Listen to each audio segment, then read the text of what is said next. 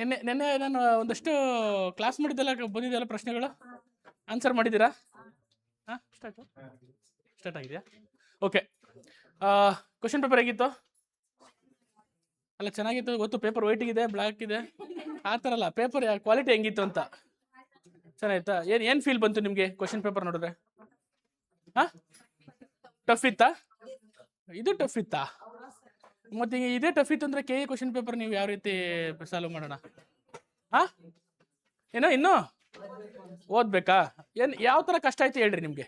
ಅಂದರೆ ಏನು ಕಷ್ಟ ಆಯಿತು? ಕನ್ಫ್ಯೂಷನ್. ಓಕೆ, ಯಾವ ಥರ ಕನ್ಫ್ಯೂಷನ್? ಹಾಂ, ಆಪ್ಷನ್ಸು ಒಬ್ರು ಮಾತಾಡ್ರ? ಹಾಂ, ಆಪ್ಷನ್ ಎಲಿಮಿನೇಟ್ ಮಾಡೋಕ್ಕೆ ಆಯ್ತು. ಓಕೆ, ಈಗ ಫಸ್ಟ್ ಕ್ವಶನ್ಸ್ಗೆ ಯಾರು ಸರಿ ಮಾಡಿದ್ದೀರಾ? ಏನು ಸರ್ ನೋಡ್ಬೇಡ್ರಿ, ಫಸ್ಟ್ ಕ್ವಶನ್ಸ್ಗೆ ಕರೆಕ್ಟಾಗಿ ನಾನು ಸರ್ ಆನ್ಸರ್ ಮಾಡಿದ್ದೀನಿ ಅಂತ ಯಾರು ಹೇಳ್ತೀರಾ ಕೈ ಎತ್ತಿ. ಬರ ಇಲ್ಲಿ, ಎದ್ದು ಬರಬೇಕು ಬಾ. ಸುಮ್ಮನೆ ಕತೆ ಹೇಳೋದಲ್ಲ ನಮ್ಮ ಹತ್ರ ಇಲ್ಲಿ ಬಂದು. ಬಾ, ಇದು ಬಾ. ಕಾಮಿಡಿ ಅಂದ್ಕೊಂಡಿದ್ದೀವಿ ಇಲ್ಲಿ. ಬಾ, ಬಾರ ಇಲ್ಲಿ ಬಾ. ಆನ್ಸರ್ ಮಾಡೋದಕ್ಕೆ ಕ್ವಶನ್ಗೆ. ಸರ್, ಡಾಲ್ಫನ್ನ ಪರಮಾಣು ಸಿದ್ಧಾಂತವನ್ನು ಯಶಸ್ವಿಯಾಗಿ ವಿವರಿಸಲಾಗಿದೆ. ದ್ರವರಾಶಿ ಸಂರಕ್ಷಣೆಯ ನಿಯಮ, ದ್ರವರಾಶಿ ಸಂರಕ್ಷಣೆಯ ನಿಯಮ ಒಂದು, ಮತ್ತೆ ಸ್ಥಿರ ಸಂಯೋಜನಾ ನಿಯಮ, ನೆಕ್ಸ್ಟ್ ಲಾಸ್ಟ್ನೇದು ಬಹು ಅನುಪಾತದ ನಿಯಮ. ಸರ್, ಯಾಕೆ ಹೆಂಗೆ? ದ್ರವರಾಶಿ ಫಸ್ಟ್ ಬರುತ್ತೆ ಸರ್, ಸೆಕೆಂಡ್ ಸ್ಥಿರ. ದ್ರವರಾಶಿ ಅಂತಂದ್ರೆ ದ್ರವ ಅಂದ್ರೆ ವಸ್ತು. ಅಲ್ಲಿ ದ್ರವರಾಶಿ ಇದೆ, ದ್ರವ್ಯರಾಶಿ ಇದೆಯಾ? ದ್ರವ್ಯರಾಶಿ. ಮತ್ತೆ ದ್ರವ್ಯರಾಶಿ ಸಂರಕ್ಷಣೆ ನಿಯಮ ಅಂದ್ರೆ ಏನು? ಗೂಗಲ್ ನೋಡ್ಕೊಂಡು ಆನ್ಸರ್ ಮಾಡೋದಲ್ಲ. ಆಯ್ತು, ಎಕ್ಸ್ಪ್ಲೇನ್ ಮಾಡಿ ನನಗೆ. ನಿಂಗೆ ಆನ್ಸರ್ ಕರೆಕ್ಟಾಗಿ ಇದೆಯಾ? ನೀನು ಹೇಳಿದ ಕರೆಕ್ಟ್ ಆನ್ಸರ್. ಕರೆಕ್ಟ್. ಏನು? ಡಾಲ್ಟನ್ ಪರಮಾಣು ಸಿದ್ಧಾಂತವನ್ನು ಯಶಸ್ವಿಯಾಗಿ ವಿವರಿಸಲಾಗಿದೆ. ಯಾವುದು ಡಾಲ್ಟನ್ ಪರಮಾಣು ಸಿದ್ಧಾಂತ ಇದೆಯಲ್ಲ, ಅದು ಈ ಕೆಳಗಿನ ಯಾವ ಅಂಶಗಳನ್ನ ವಿವರಿಸಲಾಗಿದೆ ಅಂತ ಕ್ವಶನ್ಸ್ ಕೇಳಿದ್ದಾರೆ. ಆಯ್ತು, ನೀನು ಹೇಳ್ದೆ, ಇದನ್ನ ಎಕ್ಸ್ಪ್ಲೇನ್ ಮಾಡಿದ್ಯಾ? ಅದು ಸರ್, ದ್ರವರಾಶಿ ಸ್ಥಿರ ಸಂಯೋಜನಾ ನಿಯಮ, ಬಹು ಅನುಪಾತದ ನಿಯಮ. ಇದು ರಾಂಗ್ ಇದೆಯಾ? ಇದು ಯಾಕೆ ರಾಂಗ್ ಇದೆ? ಅದು ವಿಕಿರಣಶೀಲತೆ ನಿಯಮ. ವಿಕಿರಣಶೀಲತೆ ನಿಯಮ ಅಂದ್ರೆ ದ್ರವ ಅಂದ್ರೆ ಒಂದು ವಸ್ತು ತರ ಸರ್, ಮತ್ತೆ ಸ್ಥಿರ ಅಂದ್ರೆ ನೋಡುವಂಥದ್ದು, ಬಹು ಅನುಪಾತ ಅಂದ್ರೆ ಒಂದು ನಿಯಮ ತರ ಇದೆ. ಅದು ವಿಕಿರಣ ಅಂದ್ರೆ ಅದಕ್ಕೆ ಇದಾಗಲ್ಲ ಸರ್. ಆಯ್ತು, ನೀನು ಕರೆಕ್ಟ್ ಆನ್ಸರ್ ಹೇಳಿದ್ಯಾ, ಬಟ್ ಎಕ್ಸ್ಪ್ಲೇಷನ್ ತಪ್ಪು ಹೇಳ್ತಾ ಇದೆಯಾ?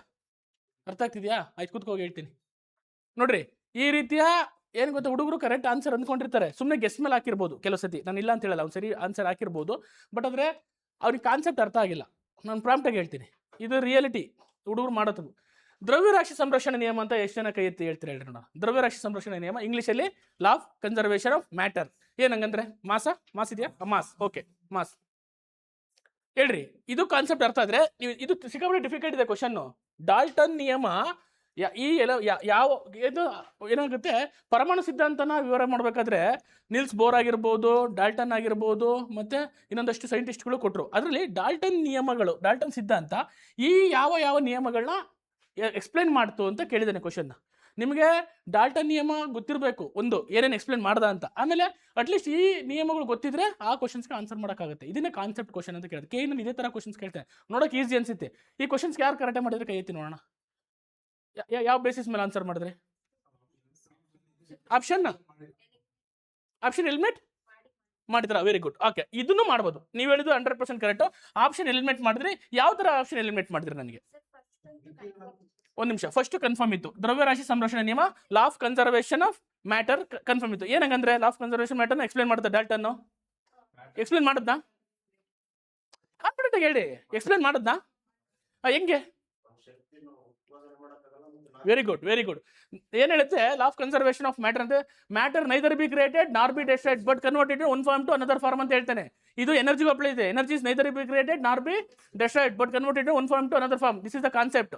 ನಿಮಗೆ ಆ ಕಾನ್ಸೆಪ್ಟ್ ಅರ್ಥ ಆಗಿದ್ರೆ ಕರೆಕ್ಟ್. ಇದನ್ನ ಎಕ್ಸ್ಪ್ಲೇನ್ ಮಾಡಿದ್ದೀನಿ. ಅಂದ್ರೆ ಏನು ಲಾ ಆಫ್ ಕನ್ಸರ್ವೇಷನ್ ಆಫ್ ಮ್ಯಾಟರ್ ಇತ್ತು, ಅದನ್ನ ಡಾಲ್ಟನ್ ಹೇಳ್ದ. ಅಂದ್ರೆ ಯಾವುದೇ ಒಂದು ಆಟಮ್ನ ಕ್ರಿಯೇಟ್ ಮಾಡೋಕ್ಕಾಗಲ್ಲ, ಡೆಸ್ಟ್ರಾಯ್ ಮಾಡೋಕ್ಕಾಗಲ್ಲ, ಬಟ್ ನಾವು ಅದನ್ನ ಏನು ಮಾಡೋದು, ಒಂದು ಆರ್ಡರ್ ಜೋಡಿಸ್ಬೋದು ಅಂತ ಹೇಳ್ದ. ಗೊತ್ತಾಗ್ತಿದ್ಯಾ? ಇದು ಸಿದ್ಧಾಂತ ಹೇಳಿದೆ. ನೆಕ್ಸ್ಟ್ ಆಮೇಲೆ ಸ್ಥಿರ ಸಂಯೋಜನೆ ನಿಯಮ, law of constant proportionality.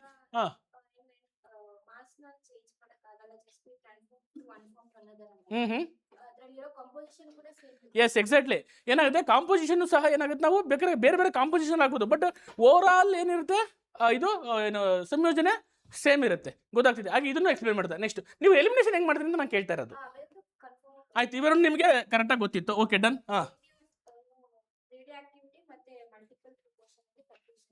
Okay, very good. ಇದು ಮೇನ್. ನೀವು ನೋಡಿ, ನೀವು ಅಕಸ್ಮಾತ್ ಇದ್ರ ಬಗ್ಗೆ ಓದಿಲ್ಲ ಅಂತಂದ್ರು ಎಕ್ಸಾಮ್ನ ಆನ್ಸರ್ ಮಾಡೋಕ್ಕೆ ಯಾವ ಥರ ನಲ್ಲಿ ಟ್ರಿಕ್ಸ್ ಕೊಡ್ತಾನೆ, ಅದನ್ನ ಹೆಂಗೆ ಎಲಿಮಿನೇಟ್ ಮಾಡಬೇಕು ಅನ್ನೋದು ಮೇಡಮ್ ಹೇಳಿದ್ರು. ಚೆನ್ನಾಗಿ ಹೇಳಿದ್ರು ಅವರು. ಅಂದರೆ ಏನಾದ್ರು ವಿಕಿರಣಶೀಲತೆ ಇದಕ್ಕೆ ಸಂಬಂಧಪಟ್ಟಿಲ್ಲ ಅಂತ ಹೇಳಿದ್ರು. ಯಾಕೆ ವಿಕಿರಣಶೀಲತೆ ಸಂಬಂಧಪಟ್ಟಿಲ್ಲ? Yes, simple bro. ನಿಮ್ಗೆ ಗೊತ್ತು ವಿಕಿರಣಶೀಲತೆ ಎಕ್ಸ್ಪ್ಲೇನ್ ಮಾಡಿದ್ರು ಹೆನ್ರಿ ಬೆಕ್ವೆರೆಲ್ಲೋ, ಮೇರಿ ಕ್ಯೂರಿ ಇವ್ರು ಮಾಡಿದ್ದಾರೆ. ಆಮೇಲೆ ಅದು ಏನು ಈ ಪಾಠ ಓದಿರ್ತೀರಾ, ಆಟೋಮಿಕ್ ಸ್ಟ್ರಕ್ಚರ್ ಪಾಠ ಓದಿರ್ತೀರಾ, ಅಲ್ಲೆಲ್ಲೂ ನಿಮಗೆ ಕೇಳಿರಲ್ಲ ಮೇರಿ ಕ್ಯೂರಿ ವಿಕಿರಣಶೀಲತೆ ಅಂತ ಎಲ್ಲೂ ಕೇಳಿರಲ್ಲ. ಒಂದು ಗೆಸ್ ಮಾಡಬೇಕು, ಅದನ್ನ ಹೇಳ್ತಿರೋದು. ನಿಮ್ಗೆ ಎಲ್ಲವನ್ನೂ ಎಕ್ಸಾಮ್ಸಲ್ಲಿ ಪಾಠ ಮಾಡೋಕ್ಕಾಗಲ್ಲ, ಬಟ್ ಸಮ್ ಗೆಸ್ ವರ್ಕ್ ಆಗುತ್ತೆ. ಅರ್ಥ ಆಗ್ತಿದೆಯಾ? ನಿಮ್ಗೊಂದು ಕನ್ಫರ್ಮ್ ಆಯಿತು, ಇದು ಬರೋಕ್ಕೆ ಚಾನ್ಸ್ ಇಲ್ಲ ಅಲ್ವಾ? ಹಂಗಾಗಿ ನೋಡೋಣ. ಈಗ ನನಗೆ ನಿಮಗೆ ಇದ್ರಿಗೆ ಡೌಟ್ ಇದೆ, ಕೆಲವರಿಗೆ ಇದೂ ಗೊತ್ತಿರಲ್ಲ. ನಾನು ಹೇಳೋದು ಇದೊಂದು ಏನಾದ್ರು ಗೊತ್ತಿದ್ದು ಸ್ವಲ್ಪ ಥಿಂಕ್ ಮಾಡಿದರೆ ಇವೆರಡೂ ನಿಮ್ಗೆ ಗೊತ್ತಿರೋದು ಅವಶ್ಯಕತೆ ಇರಲಿಲ್ಲ. ನಾವು ಈಸಿಯಾಗಿ ಆನ್ಸರ್ ಮಾಡ್ಬೋದು. ಎಕ್ಸಾಂಪಲ್ ನೋಡಿ, 3 ಎಲ್ಲಿದೆ? ತೆಗ್ದಾಕಿ, ಕರೆಕ್ಟಾ? ಅವನು ಆ ಮೆಥಡಲ್ಲಿ ಮಾಡಿದರೆ ವೆರಿ ಗುಡ್, ಅವ್ನ ಕಾನ್ಸೆಪ್ಟ್ ಅರ್ಥ ಮಾಡ್ಕೊಂಡಿದ್ದಾನೆ, ಅಟ್ಲೀಸ್ಟ್ ಟ್ರಿಕ್ಸ್ ಉಪಯೋಗಿಸಿದ್ದಾನೆ ಅಂತ ಅರ್ಥ. ಸುಮ್ಮನೆ ಗೂಗಲ್ ನೋಡ್ಬಿಟ್ಟು, ಈಗ ಟೈಮ್ ಇತ್ತಲ್ಲ ಫ್ರೀ ಟೈಮಲ್ಲಿ ಗೂಗಲ್ ನೋಡ್ಬಿಟ್ಟು ಕರೆಕ್ಟಾಗಿ ಏನಾರು ಆನ್ಸರ್ ಹಾಕ್ಕೊಂಡ್ರೆ ಅದು ರಾಂಗ್. ಅದು ನಿಮ್ಮನ್ನು ನೀವೇ ಇದು ಮಾಡ್ಕೊಂಡಂಗೆ. ಅರ್ಥ ಆಗ್ತಿದೆಯಾ? ಪ್ರಾಂಪ್ಟಾಗಿ ನಾನು ತಪ್ಪಾಗಿದೆ ಅಂತ ಒಪ್ಕೊಳ್ಳಿ. ಟೆಸ್ಟ್ ಸೀರೀಸ್ ಬರೆಯೋದು ಇದೇ ಉದ್ದೇಶಕ್ಕೋಸ್ಕರ. ನೀವು ನಮಗೆ ನನ್ನ ಸ್ಕೋರ್ ಇಷ್ಟು ಬಂದೈತೆ ಅಂತ ಅಂದ್ಬಿಟ್ಟು ನೀವು ತೋರಿಸ್ಕೊಳಕ್ಕಲ್ಲ. ಅಥವಾ ನೀವೆಲ್ಲೋ ಯಾವುದೋ ಟೆಸ್ಟ್ ಸೀರೀಸಲ್ಲಿ ನೀವು 99 100 ತಂದರೂ ವೇಸ್ಟ್. ಅದು ನೀವು ಇಲ್ಲಿ ಚೆನ್ನಾಗಿ ಓದಿ ಎಲ್ಲ ಸುಮ್ಮನೆ ಗೂಗಲ್ನೋ ಅಥವಾ ಎಲ್ಲ ನೋಡ್ಕೊಂಡು ಅದು ಯಾಕೆ ಸುಮ್ಮನೆ ಕಾಪಿ ಮಾಡಿ ಹಾಕಿದ್ರೆ, ಅಥವಾ ಅದು ನಿಮ್ಗೆ 100 ಬಂದರೆ ವೇಸ್ಟು. ನಿಮಗೆ ಒಟ್ಟು ಆ ಕಾನ್ಸೆಪ್ಟ್ ಅರ್ಥ ಆಗಿದೆಯಾ ಅನ್ನೋದು ನಮಗೆ ಮ್ಯಾಟ್ರ್ ಆಗಬೇಕು. ನಾನು ಈ ಕ್ವಶನ್ಸ್ ಯಾಕೆ ತಪ್ಪು ಮಾಡಿದೆ? ಎಷ್ಟೋ ಜನ ವಿದ್ಯಾರ್ಥಿಗಳು ಈ ಕ್ವಶನ್ ಅಟೆಂಡ್ ಮಾಡಿದ್ದೀರಾ, ಕೆಲವರು ರೈಟ್ ಮಾಡಿದ್ದೀರಾ, ಕೆಲವರು ರಾಂಗ್ ಮಾಡಿದ್ದೀರಾ. ಈಗ ನಾನು ಎಕ್ಸ್ಪ್ಲೇನ್ ಮಾಡಿದ್ದು ನಿಮ್ಗೆ ಅರ್ಥ ಆಯಿತು, ಹೌದು ತಾನೆ? ಇದೇ ರೀತಿ ಕ್ವಶನ್ಸ್ಗಳು ಇರ್ತವೆ ನಲ್ಲಿ. ಅದೇ ಪ್ಯಾಟರ್ನಲ್ಲಿ ನಾವು ತೆಗಿತಾ ಇದ್ದೀವಿ, ಗೊತ್ತಾಗ್ತಿದೆಯಾ? ನಿಮ್ಗೆ ಎಕ್ಸಾಂಪಲ್ ನೋಡ್ತಾ ಹೋದ್ರೆ ನೋಡಿ, ಅದಕ್ಕೆ ಯಾಕೆ ಫಸ್ಟ್ ಹಾಕಿದೀವಿ ಅಂದರೆ ಸ್ವಲ್ಪ ಕಾನ್ಸೆಪ್ಟ್ ಹುಡುಗರಿಗೆ ಗೊತ್ತಿದೆಯಾ ಏನು ಎತ್ತ ಅಂದ್ಬಿಟ್ಟು. ನೋಡಿ, 1 ಕಾನ್ಸೆಪ್ಟ್, 2 ಕಾನ್ಸೆಪ್ಟ್, 3 ಕಾನ್ಸೆಪ್ಟ್, 4 ಕಾನ್ಸೆಪ್ಟ್ ಇದಾವೆ. ಈ 4 ಕಾನ್ಸೆಪ್ಟ್ ಅರ್ಥ ಆಗಿದ್ರೆ ನೀವು ಡಾಲ್ಟನ್ ಥಿಯರಿನ ಕರೆಕ್ಟಾಗಿ ಅಂಡರ್ಸ್ಟ್ಯಾಂಡ್ ಮಾಡ್ಕೊಂಡಿದ್ದೀರಾ ಅಂತ ಅರ್ಥ, ಗೊತ್ತಾಗ್ತಿದೆಯಾ? ಎಷ್ಟೋ ಜನಕ್ಕೆ ಏನೋದು ಲಾ ಆಫ್ ಮಲ್ಟಿಪಲ್ ಪ್ರಪೋರ್ಷನ್ಸ್ ಅಂದರೆ ಬಹು ಅನುಪಾತದ ನಿಯಮ ಅರ್ಥನೇ ಆಗಿರಲ್ಲ. ನಾವು ಬೇಕಾದ್ರೆ ಎಷ್ಟೋ ಜನ ಕೇಳಿ, ನೀವು ಯಾರಲ್ಲಿ ಓದಿರಲ್ಲ. ನನ್ನ ಪ್ರಕಾರ ಯಾರೋ ಸೈನ್ಸ್ ಹುಡುಗರು ಸ್ವಲ್ಪ BSc GSc ಮಾಡ್ಕೊಂಡು ಬಂದಿದ್ರೆ ಆ ಒಂದು ಥಿಯರಿ ಗೊತ್ತಾಗ್ತಿದೆಯಾ? ಅದನ್ನ ಹೇಳ್ತಾರೆ. ಇಲ್ಲಿ ಇಂಡೆಪ್ತಾಗೆ ನೀವು ಓದಿದ್ರೆ ಮಾತ್ರ ಎಕ್ಸಾಮ್ಸ್ನ ಕ್ಲಿಯರ್ ಮಾಡೋಕ್ಕಾಗುತ್ತೆ, KE ಎಕ್ಸಾಮ್ಸ್ನ. ನಾನು ನಿಮ್ಮೊಂದು ಇಂಟ್ ಕೊಡ್ತಾ ಇದ್ದೀನಿ, ಅರ್ಥ ಆಗ್ತಿದೆಯಾ? ಹಂಗಾಗಿ ಕ್ವಶನ್ ಪೇಪರ್, ಈ ಟೆಸ್ಟ್ ಸೀರೀಸ್ನ ಪ್ರತಿ ನೀವು ಬರೀಬೇಕು, ಅನಾಲಿಸಿಸ್ ಮಾಡ್ಕೋಬೇಕು ನೀವೇನೆ. ಯಾಕೆ ಆ ಕ್ವಶನ್ಸ್ ತಪ್ಪಾಯಿತು, ಇದರಲ್ಲಿ ನನಗೆ ಗೊತ್ತಿರಲಿಲ್ಲ. ಈಗ ಆಯಿತು, ನನಗೆ ದ್ರವ್ಯ ಸಂರಕ್ಷಣೆ ನಿಯಮ ಗೊತ್ತಿತ್ತು, ಬಟ್ ಸ್ಥಿರ ಸಂಯೋಜನೆ ನಿಯಮ ಗೊತ್ತಿಲ್ಲ ಅಂದರೆ ನೀವು ಅಲ್ಲಿ ಓದಿಲ್ಲ. ಬೇಸಿಕ್ ಬುಕ್ಕಲ್ಲಿ ಇದೆ ಇದು. 6ನೇ ಕ್ಲಾಸ್, ನೀವು 10ನೇ ಕ್ಲಾಸ್ ಬುಕ್ಕಲ್ಲೇ ಇದೆ ಇದು. ಆಟಮಿಕ್ ಸ್ಟ್ರಕ್ಚರ್ ನಿಮ್ಮ ಪಾಠಕ್ಕೆ ಹೋದರೆ 9th 8th ಇದೆ ಇದು. ಜಾನ್ ಡಾಲ್ಟನ್ ಹೇಳ್ತಾನೆ, ಏನು ಯಾವ ಅಟಾಮಿಕ್ ಸ್ಟ್ರಕ್ಚರ್ ಬಗ್ಗೆ ಹೇಳ್ಬೇಕಾದ್ರೆ ಅವ್ನು ಹಿಂದ್ಗಡೆ ಮಾಡಿದ್ದವ್ರ ಥಿಯರಿಗಳನ್ನೆಲ್ಲ ಎಕ್ಸ್ಪ್ಲೇನ್ ಮಾಡ್ತಾ ಬರ್ತಾನೆ. ಅವಾಗ ಈ ಥಿಯರಿಗಳು ಅದಕ್ಕೆ ಮ್ಯಾಚ್ ಆಗ್ತಾ ಹೋಗಬೇಕು. ಅರ್ಥ ಆಗ್ತಿದೆಯಾ? ಈ ರೀತಿ ಇರುತ್ತೆ ನೋಡಿ. ಇನ್ನೊಂದು, ನಿನ್ನೇನು ನಾನು ಪಾಠ ಮಾಡಿದ್ದೆ ನಿಮಗೆ. ಏನು ಪಾಠ ಮಾಡಿದ್ದೆ? ಈ ಕೆಳಗಿನ ಯಾವ ಆಮ್ಲವು ಹೊಟ್ಟೆಯಲ್ಲಿ ಸ್ರವಿಸುತ್ತದೆ? ಡೈಜೆಸ್ಟಿವ್ ಸಿಸ್ಟಮ್ ಪಾಠ ಮಾಡ್ತಾ ಇದ್ನಾ ನಿಮ್ಗೆ ಹೇಳಿ. ಇದನ್ನಂತೂ ನೀವು ಆನ್ಸರ್ ಮಾಡಿರ್ತೀವಿ. ಇದು ಫ್ಯಾಕ್ಟ್ ಕ್ವಶನ್ ಅಂದರೆ ಗೊತ್ತಿರಬೇಕಾದ್ದು. ಇಡೀ ನಮ್ಮ ಇದರಲ್ಲಿ ಏನು ನಿಮ್ಗೆ ಗೊತ್ತು, ಸಲ್ಫ್ಯೂರಿಕ್ ಆ್ಯಸಿಡ್ ಅಲ್ಲ ನಿಮಗೆ, ಹೈಡ್ರೋಕ್ಲೋರಿಕ್ ಆ್ಯಸಿಡ್ ಡೈರೆಕ್ಟ್ ಗೊತ್ತದು ಯೂಶಲಿ. ಅದು ತುಂಬ ಸತಿ, ಆಮೇಲೆ ಇದು ರಿಪೀಟೆಡ್ ಆಲ್ಸೋ, ತುಂಬ ಸತಿ ರಿಪೀಟ್ ಆಗೋ ಆಗಿದೆ ಕ್ವಶನ್ಸ್ ಅಲ್ವಾ? ಮತ್ತು ಇದು ನಿಮಗೆ ಈಸಿಯಾಗಿ ಆನ್ಸರ್ ಮಾಡ್ಬೋದಿತ್ತು. ನೋಡಿ, ಇಲ್ಲೊಂದಿದೆ. ನಾನು ಸೈನ್ಸ್ ಮಾತ್ರ ಎಕ್ಸ್ಪ್ಲೇನ್ ಮಾಡ್ತೀನಿ, ರಾಥೋಡ್ ಸರ್ ಮತ್ತು ಆಮೇಲೆ ನಾನು ಫುಲ್ ಡೀಟೇಲ್ ಎಕ್ಸ್ಪ್ಲೇನ್ ಮಾಡ್ತೀವಿ. ನಿಮ್ಗೆ ಯಾವ ರೀತಿ ಕ್ವಶನ್ಸ್ನ, ಈಸಿ ಕ್ವಶನ್ಸ್ನ ಫಸ್ಟ್ ಪಿಕ್ ಮಾಡಬೇಕು. ಈಸಿ ಕ್ವಶನ್ ನೋಡಿ, ಇದನ್ನ ಯಾರು ತಪ್ಪು ಮಾಡಿದಿರಾ? ಕೈ ಎತ್ತಿ. ಈ ಕ್ವಶನ್ ಯಾರು ತಪ್ಪು ಮಾಡಿದಿರಾ? ಪ್ರಾಂಪ್ಟಾಗಿ ಒಪ್ಕೊಳ್ಳಿ, ಸರ್ ತಪ್ಪಾಗಿದೆ ಅಂತ. ತಪ್ಪಾಗಿಲ್ಲ? Very good, super. ಹಂಗಾರೆ ನೀವು ರಿವಿಷನ್ಸ್ ಅಂದರೆ ರಿಪೀಟೆಡ್ ಕ್ವಶನ್ಸ್ ಚೆನ್ನಾಗಿ ಓದ್ತಾ ಇದ್ದೀರಾ ಅಂತ ಅರ್ಥ. ಅದು ಸಿಂಪಲ್ ಇದೆ ಬಿಡಿ. ಮಾಧ್ಯಮದ ಅಗತ್ಯವಿಲ್ಲದೆ ಶಾಖ ವರ್ಗಾವಣೆಯನ್ನು ಈ ರೀತಿ ಕರೆಯಲಾಗುತ್ತದೆ. ಇದನ್ನ ಕ್ವಶನ್ ಯಾರು ಆನ್ಸರ್ ಮಾಡ್ಕೊಂಡಿದ್ರೆ, ಯಾರು ಆನ್ಸರ್ ಮಾಡಿಲ್ಲ ಕೈ ಎತ್ತಿ. ತಪ್ಪು ಮಾಡಿದ್ದೀರಾ ಅಥವಾ ಆನ್ಸರೇ ಮಾಡಿಲ್ಲ? ಗೊತ್ತಾಗ್ತಿದೆಯಾ? ಕ್ವಶನ್ ಗೊತ್ತಾಗ್ತಿದೆಯಾ? ಈ ಮಾಧ್ಯಮದ ಅಗತ್ಯವಿಲ್ಲದೆ ಶಾಖ ವರ್ಗಾವಣೆಯಾಗುವುದನ್ನು ಈ ರೀತಿ ಕರೆಯಲಾಗುತ್ತದೆ. ಕ್ವಶನ್ ಫ್ರೇಮ್ ತಪ್ಪು ಮಾಡಿರ್ಬೋದು. ಅರ್ಥ ಆಗ್ತಿದೆಯಾ? ಕ್ವಶನ್ ಅರ್ಥ ಆಗಿದೆಯಾ? ಇದನ್ನ ತಪ್ಪು ಯಾರು ಮಾಡಿದ್ದೀರಾ? ತಪ್ಪು ಯಾರು ಮಾಡಿಲ್ಲ, ಸರಿ ಯಾರು ಮಾಡಿದ್ದೀರಾ? ಆನ್ಸರ್ ಹೇಳ್ತಾ ಇಲ್ಲ, ನನಗೆ ಗೊತ್ತು. ಮತ್ತೆ ನಿಮಗೆ ಗೊತ್ತಿಲ್ಲ ಆನ್ಸರ್ ಹಂಗಾರೆ? ಓ ಹಂಗ, ನಾನು ಹೇಳಿದ್ರೆ ಹಂಗಾರೆ ನಿಮಗೆ ಕಾನ್ಫಿಡೆಂಟ್ ಇಲ್ಲ ಅಂತ ಅರ್ಥ. ಓ ಮತ್ತೆ ಹಂಗಾರೆ ಹೆಂಗೆ ಗೊತ್ತಾಗಬೇಕು ನನಗೆ. ಈ ಕ್ವಶನ್ ನೋಡ್ತೀನಿ, ಇದೆ ಆನ್ಸರ್ ಕರೆಕ್ಟ್ ಪಕ್ಕ ಅಂತ ಹೇಳ್ಬೇಕು. ಆಯ್ತು, ನೀನೇನು ಮಾಡಿದೆ ಹೇಳು? ನಿನ್ನ ಹೆಸರು ಮರ್ತೇವೆ ನನಗೆ. ಪಲ್ಲವಿ, ನೀನೇನು ಮಾಡಿದೆ ಹೇಳಪ್ಪ? ಇದಕ್ಕೆ ಆನ್ಸರ್ ಏನು ಹಾಕಿದೆ ಹೇಳು ಪ್ರಾಂಪ್ಟ್. ತಪ್ಪೇನಿಲ್ಲ, ಅದರಲ್ಲಿ ತಿದ್ಕೊಂತೀಯ. ಆಪ್ಷನ್ ಏನಿದು? ವಿಕಿರಣ. ಓಕೆ, ರೇಡಿಯೇಷನ್ ಅಂತ ಹಾಕಿದ್ಯಾ? ಓಕೆ, ಇನ್ಯಾರು? ನೀವೇನು ಹಾಕಿದ್ದೀರಾ? ಎ ಹಾಕಿದ್ದೀರಾ. ಓಕೆ, ಇನ್ನು ಬಿ ಯಾರು ಹಾಕಿದ್ದೀರಾ? ಬಿ ಹಾಕಿದ್ದೀರಾ, ವೆರಿ ಗುಡ್. ಓಕೆ, ಆಮೇಲೆ ಸಿ ಯಾರು ಹಾಕಿದ್ದೀರಾ? ಸಿ ಹಾಕಿದ್ದೀರಾ, ವೆರಿ ಗುಡ್. ನೆಕ್ಸ್ಟ್ ಡಿ 4 ಯಾರು ಹಾಕಿದ್ದೀರಾ? 4 ಹಾಕಿದ್ದೀರಾ, ಸಂವಹನ, ವೆರಿ ಗುಡ್. ನಿಂಗೆ ಇಷ್ಟು ಜನಕ್ಕೆ ಕಾನ್ಸೆಪ್ಟ್ ಅರ್ಥ ಆಗಿಲ್ಲ ಅಂತ ಅರ್ಥ. ಓಕೆನಾ? ಸಿಂಪಲ್ ಕಾನ್ಸೆಪ್ಟ್ ನಿಮಗೆ ಈಗ ಅರ್ಥ ಆಗುತ್ತೆ. ಸೂರ್ಯನಿಂದ ನಮ್ಗೆ ಏನು ಬರ್ತಾ ಇದೆ? ಬೆಳಕು ಬರ್ತಾ ಇದೆ. ಯಾವ ಫಾರ್ಮಲ್ ಬರ್ತಾ ಇದೆ? ಏನು? ರೇಸ್ ಮೂಲಕ ಬರ್ತಾ ಇದೆ. ರೇಸ್ ಆಯ್ತು. Okay, race. ಓಕೆ, ಈಗ ಸೂರ್ಯ ಎಲ್ಲಿದ್ದಾನೆ? ನಮ್ಮ ಭೂಮಿ ಮೇಲೆ ಇದ್ದಾನೆ. ಭೂಮಿ ಮೇಲೆ ಇಲ್ಲ, ಭೂಮಿ ಮೇಲೆ ನಾವಿದ್ದೀವಿ. ಆಯ್ತಾ? ಭೂಮಿ ಮೇಲೆ ವಾತಾವರಣ ಇದೆ. ಸೂರ್ಯ ಇಲ್ಲೆಲ್ಲೋ ಇದ್ದಾನೆ. ಸೂರ್ಯ ಎಲ್ಲಿದೆಯಪ್ಪ ಅಂತ ಕೇಳ್ತಾರಲ್ಲ, ಹಿಂಗೆ ಸೂರ್ಯನ ಮುಖಾಂತರ ಏನಾಗುತ್ತೆ? ಬೆಳಕು ಬರ್ತಾ ಇರುತ್ತೆ. ಕ್ವಶನ್ ಕೇಳಿರೋದಿಷ್ಟೇ. ಅಂದ್ರೆ ಎಕ್ಸಾಂಪಲ್ ಹೇಳೋದು ಅಂದ್ರೆ ಯಾವುದೇ ಮಾಧ್ಯಮದಲ್ಲಿದೆ ಶಾಖ ವರ್ಗಾವಣೆ ಆಗುವುದನ್ನ ಏನಂತ ಕರೀತಾರೆ ಅಂತ ಹೇಳಿ. ಈಗ ನಮಗೆ ಸೂರ್ಯನಿಂದ ನಮ್ಗೆ ಏನು ಬರ್ತಾ ಇದೆ? ಬೆಳಕು ಮತ್ತೆ ಶಾಖ ಬರ್ತೈತೆ. ನಾವು ಬಿಸಿಲು ನಿಂತ್ಕೊಂಡ್ರೆ ನಾವು ಮೈ ಬೆವರುತ್ತಾ? ಟೆಂಪರೇಚರ್ ಜಾಸ್ತಿ ಆಗುತ್ತಾ? ಅಂದ್ರೆ ಏನಂತ ಅರ್ಥದ್ದು? ಶಾಖ ವರ್ಗಾವಣೆ ಆಗ್ತಾ ಇದೆ ಅಂತ. ಎಲ್ಲಿಂದ? ಸೂರ್ಯನಿಂದ. ಯಾವ ಮುಖಾಂತರ ಬರ್ತಾ ಇದೆ? ಮಾಧ್ಯಮ ಕೇಳಿದ್ದಾರೆ. ಅಂದ್ರೆ ಯಾವುದಾದ್ರೂ ಒಂದು ವರ್ಗಾವಣೆ ಆಗಕ್ಕೆ ಒಂದು ಮಾಧ್ಯಮ ಬೇಕಲ್ವಾ? ಈಗ ನೀವು ಇಲ್ಲಿಂದ ನಿಮ್ಮ ಮನೆಗೆ ಹೋಗೋಕ್ಕೆ ಬೈಕಲ್ಲಿ ಹೋಗ್ತೀರಾ ಅಥವಾ ಕಾರಲ್ಲಿ ಹೋಗ್ತೀರಾ, ನಡ್ಕೊಂಡು ಹೋಗ್ತೀರಾ, ಒಂದು ಮಾಧ್ಯಮ ಬೇಕಲ್ವಾ? ಹಂಗೆ ಯಾವುದೇ ಒಂದು ಶಕ್ತಿ ಒಂದು ಕಡೆಯಿಂದ ಇನ್ನೊಂದು ಕಡೆ ಟ್ರಾನ್ಸ್ಫರ್ ಆಗಬೇಕು ಅಂದ್ರೆ ಏನು ಬೇಕು? ಮೀಡಿಯಂ ಬೇಕು, ಗೊತ್ತಾಗ್ತದೆ, ಮಾಧ್ಯಮ ಬೇಕು. ಆಯ್ತಾ? ಆಯ್ತು. ಇನ್ನೊಂದು ಸಿಂಪಲ್ ಎಕ್ಸಾಂಪಲ್ ಕೊಡ್ತೀನಿ ನಿಮಗೆ. ನೀವು ಚಳಿ ಆಗ್ತಾ ಇರುತ್ತೆ, ಬೆಂಕಿ ಹಾಕ್ಕೊಂಡಿರ್ತೀರಾ, ಹಿಂಗೆ ಕೈನ ದೂರ ಇಟ್ಕೊಂಡು ಅಂತ ಹಿಂಗೆ ಅನ್ಕೊಂಡು ಹೋಗ್ಕೊಂಡಿರ್ತೀರ, ಕರೆಕ್ಟಾ? ಈಗ ನೀವು ಬೆಂಕಿ ಟಚ್ ಮಾಡಿದ್ದೀರಾ, ಬೆಂಕಿ ಕೈ ಇಟ್ಬಿಟ್ಟು ಟ್ರಾನ್ಸ್ಫರ್ ಮಾಡ್ಸ್ಕೊಂತಿದ್ದೀರಾ ಹಿಟ್ನ, ಇಲ್ಲ ತಾನೆ? ದೂರದಿಂದಲೇ ಏನು ಮಾಡ್ತಿದ್ದೀರಾ? ಶಾಖನ ಪಡ್ಕೊತಿದ್ದೀರಾ. ಇದು ಯಾವ ಮಾಧ್ಯಮದ, ಯಾವ ವೇನಲ್ಲಿ ತಗೊಂತಿದ್ದೀರಾ? ಅದೇ ಕ್ವಶನ್ಸ್ ಕೇಳಿರೋದು. ಗೊತ್ತಾಗ್ತದೆ. ನಾನು ಹೇಳಿದೆ 3 ರೀತಿಯಲ್ಲಿ ಹೀಟು ಟ್ರಾನ್ಸ್ಫರ್ ಆಗುತ್ತೆ. ಗೊತ್ತಾಗ್ತಿದೆ. ಒಂದು ಕನ್ವೆನ್ಷನ್ನು, ಕಂಡಕ್ಷನ್ನು, ರೇಡಿಯೇಷನ್ನು. ಈ 3 ಗೊತ್ತಿದ್ರೆ ಈ ಕ್ವಶನ್ಗೆ ಈಸಿಯಾಗಿ ಆನ್ಸರ್ ಮಾಡ್ತಾ ಇದ್ರಿ. ಯಾರು ಈ ಕಂಡಕ್ಷನ್ನು, ಕನ್ವೆನ್ಷನ್ನು, ರೇಡಿಯೇಷನ್ ಗೊತ್ತಿಲ್ಲ ಅಂತಂದ್ರೆ ನೀವು ಆನ್ಸರ್ ಮಾಡೋಕ್ಕಾಗಲ್ಲ. ಗೊತ್ತಾಗ್ತಿದ್ಯಾ? ಅರ್ಥ ಆಗ್ತಿದ್ಯಾ? ನೋಡಿ, ಯಾವುದೇ ನಾನು ಹೇಳಿದೆ ಮೊನ್ನೆ ಇದನ್ನು ಸೈನ್ಸ್ ಪಾಠ ಮಾಡ್ಬೇಕು ಹೇಳಿದೆ. ಸೂರ್ಯನಿಂದ ಬರ್ಬೇಕಾದ್ರೆ ಸೂರ್ಯನ ಕಿರಣಗಳು ನಮ್ಮ ಮಾಧ್ಯಮ, ಇಲ್ಲಿ ಮಾಧ್ಯಮ ಇರಲ್ಲ, ಏನಾಗುತ್ತೆ? ಇಲ್ಲಿ ವ್ಯಾಕ್ಯೂಮ್ ಇರುತ್ತೆ. ವ್ಯಾಕ್ಯೂಮಲ್ಲಿ ಏನಿರಲ್ಲ? ಮೀಡಿಯಂ ಇರಲ್ಲ. ಅಂದ್ರೆ ಮೀಡಿಯಂ ಇಲ್ಲ ಅಂದ್ರೆ ಯಾವುದೇ ಮಾಧ್ಯಮದ ಅವಶ್ಯಕತೆ ಇಲ್ಲ. ಮಾಧ್ಯಮದ ಅವಶ್ಯಕತೆ ಇಲ್ಲ ಅಂದ್ರೆ ರೇಡಿಯೇಷನ್ ಪಾಸ್ ಆಗ್ತಿದೆ in the form of radiation. ಗೊತ್ತಾಗ್ತಿದ್ಯಾ? ನೋಡಿ, 3 ರೀತಿಯ ಹೀಟ್ ಟ್ರಾನ್ಸ್ಫರ್ ಆಗುತ್ತೆ ನಮಗೆ ಜನರಲ್ ಆಗಿ. ಒಂದು ಕಂಡಕ್ಷನ್, ಇನ್ನೊಂದು ಕನ್ವೆನ್ಷನ್, ಇನ್ನೊಂದು ರೇಡಿಯೇಷನ್. 3ನೇ ಟೈಪ್ ಈ ರೇಡಿಯೇಷನ್.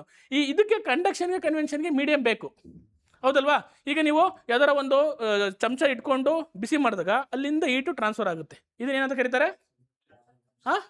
ಕಂಡಕ್ಷನ್ ಅಂತ ಕರೀತಾರಲ್ವ. ಅದೇ ರೀತಿ ರೇಡಿಯೇಷನ್ಗೆ ಯಾವುದೇ ಥರ ಮಾಧ್ಯಮ ಇರಲ್ಲ, ಆದರೂ ನಮಗೆ ಏನಾಗುತ್ತೆ? ಹೀಟ್ ಟ್ರಾನ್ಸ್ಫರ್ ಆಗುತ್ತೆ, ಅದನ್ನು ಕರೀತಾರೆ ರೇಡಿಯೇಷನ್ ಅಂತ. ನೋಡಿ, ಯಾಕೆ ಪ್ರತಿಫಲನ, ರಿಫ್ಲೆಕ್ಷನ್, ಇದು ಸಂಬಂಧನೇ ಇಲ್ಲ ಹೀಟ್ ಟ್ರಾನ್ಸ್ಫರ್ ಆಗೋಕ್ಕೆ. ಹೀಟ್ ರಿಫ್ಲೆಕ್ಟ್ ಆಗುತ್ತೆ, ಬಟ್ ಇಲ್ಲಿ ಮಾಧ್ಯಮ, ಶಾಖ ವರ್ಗಾವಣೆ ಆಗುವ ಒಂದು ಮಾಧ್ಯಮನ ಕೇಳ್ತಾ ಇದ್ದಾರೆ.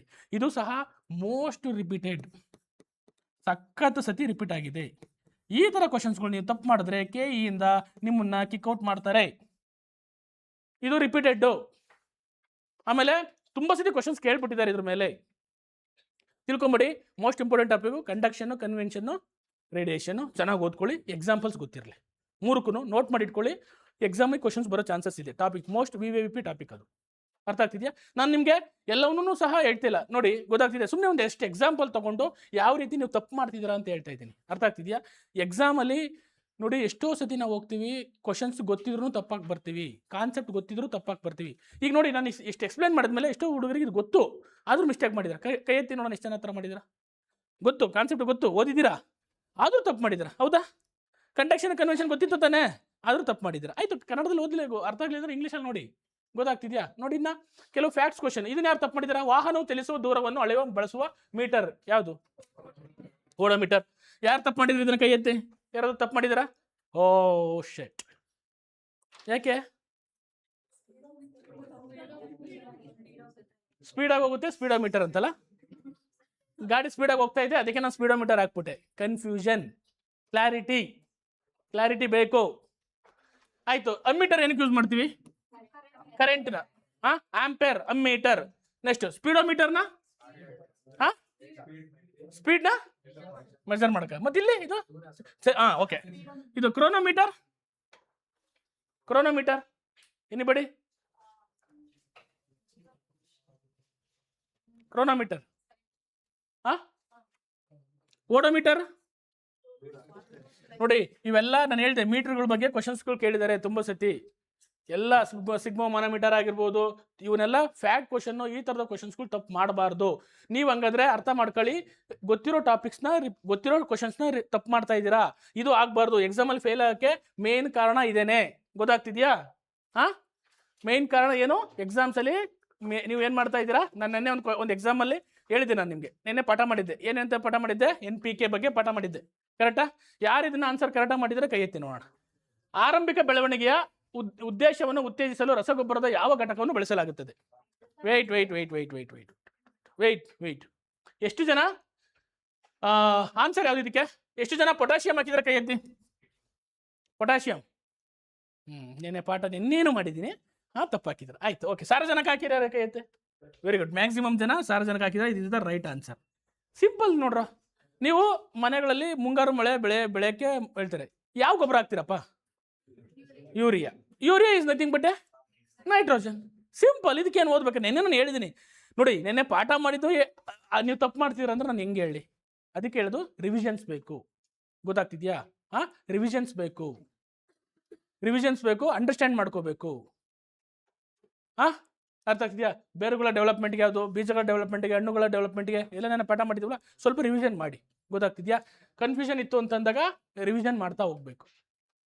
ಓಕೆ, ಅರ್ಥ ಆಗ್ತಿದ್ಯಾ? ಹೆಂಗೆ ನೀವು ಸಾಲ್ವ್ ಮಾಡಬೇಕು ಅಂತ ಹೇಳ್ತಾ ಮೇಡಮ್, ಎಕ್ಸಾಮಲ್ಲಿ ಕೂತ್ಕೊಂಡಾಗ ಭಾಳ ಫೋಕಸ್ ಆಗಿರಿ. ಒಂದು ಕ್ವಶನ್ ಒಟ್ಟೆ ಟೈಮ್ ಅದ್ರ ಬಗ್ಗೆನೇ ಥಿಂಕ್ ಮಾಡ್ತಾ ಇರಿ, ಬೇರೆದ್ರ ಬಗ್ಗೆ ಥಿಂಕ್ ಮಾಡಬೇಡಿ. ಅಕಸ್ಮಾತ್ ಸ್ಟಾರ್ಟಿಂಗ್ಗೆ ಒಂದು 5 ಕ್ವಶನ್ಸ್ ಫುಲ್ ಡಿಫಿಕಲ್ಟ್ ಸಿಕ್ಬಿಡ್ತು, ಡೋಂಟ್ ವರಿ. ಅರ್ಥ ಆಗ್ತಿದ್ಯಾ? ನೆಕ್ಸ್ಟ್ ಈಸಿ ಕ್ವಶನ್ಸ್ ಬಂದೇ ಬರುತ್ತೆ. ಗೊತ್ತಾಗ್ತಿದೆಯಾ? ಆಮೇಲೆ ಕ್ವಶನ್ ಆನ್ಸರ್ ಮಾಡೋದಕ್ಕೆ ಫುಲ್ ಅಲರ್ಟ್ ಆಗಿರಿ. ಯಾವುದು ಏನು ಮೇಲಿನ ಹೇಳಿಕೆಗಳು ಸರಿಯಾಗಿಲ್ಲ, ಗೊತ್ತಾಗ್ತಿದೆಯಾ? ಆ ಥರದವು ಅಬ್ಸರ್ವ್ ಮಾಡಿ. ಆಮೇಲೆ ಆನ್ಸರ್ ಮಾಡಿದ್ನ OMRಗೆ ಟ್ರಾನ್ಸ್ಫರ್ ಮಾಡ್ಬೇಕಾದ್ರೆ ಭಾಳ ಕೇರ್ಫುಲ್ ಆಗಿರಿ. ಯಾಕೆ ಅಲ್ಲಿ ತುಂಬ ಸತಿ ಮಿಸ್ಟೇಕ್ ಮಾಡ್ತೀರಾ, ಭಾಳ ಕೇರ್ಫುಲ್ಲಾಗಿ ಮಾಡಿ. ಗೊತ್ತಾಗ್ತಿದೆಯಾ? ನೋಡಿ, ನಾನು ಫಾಲೋ ಮಾಡ್ತಿದ್ದ ಮೆಥಡ್ ಹೇಳ್ಬಿಡ್ತೀನಿ ನಿಮಗೆ. ನಾನು ಎಕ್ಸಾಮಲ್ಲಿ ಫಾಲೋ ಮಾಡ್ತಿದ್ದ ಮೆಥಡ್ ಹೇಳ್ತೀನಿ. ಕ್ವಶನ್ ಪೇಪರ್ ಹೆಂಗೆ ಸಾಲ್ವ್ ಮಾಡ್ತಾ ಇದ್ದೆ ನಾನು ಅಂತಂದರೆ, ಫಸ್ಟ್ ಏನು ಮಾಡ್ತಾ ಇದ್ದೆ, ನಾನು ಕ್ವಶನ್ ಪೇಪರ್ ಕೈಗೆ ಕೊಡ್ತಿದ್ದಂಗೆ ಆರಾಮ್ಸೆ ಟೇಬಲ್ ಮೇಲೆ ಕೂತ್ಕೊಂಡ್ಬಿಟ್ಟು 1-2-3 ಸತಿ ಲಾಂಗ್ ಬ್ರೀತ್ ತೊಗೊತಾ ಇದ್ದೆ.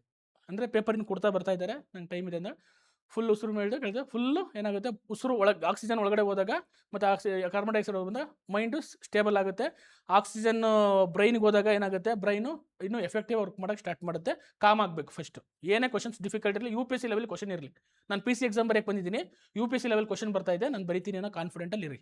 ಆಯಿತಾ? ಟೆನ್ಷನ್ ಆಗೇ ಆಗುತ್ತೆ. ನಾನು ಎಷ್ಟೇ ಹೇಳಿದ್ರು ನೀವು ಇದನ್ನು ಅನುಭವಿಸ್ತೀರಾ ಎಕ್ಸಾಮಲ್ಲಿ, ಆ ಫೀಲಿಂಗ್ ಬರುತ್ತೆ. ಆ ಫೀಲಿಂಗ್ನ ನೀವು ಇಲ್ಲೇ ತಗೋಬೇಕು, ಅಂದರೆ ಇಲ್ಲೇ ಅದನ್ನ ಫೀಲ್ ಮಾಡಬೇಕು. ಟೆಸ್ಟ್ ಸೀರೀಸ್ ಬಿಡ 10:30 ಅಲ್ವಾ ಅಂತ ನಿಧಾನಕ್ಕೆ ಬರೋದಲ್ಲ.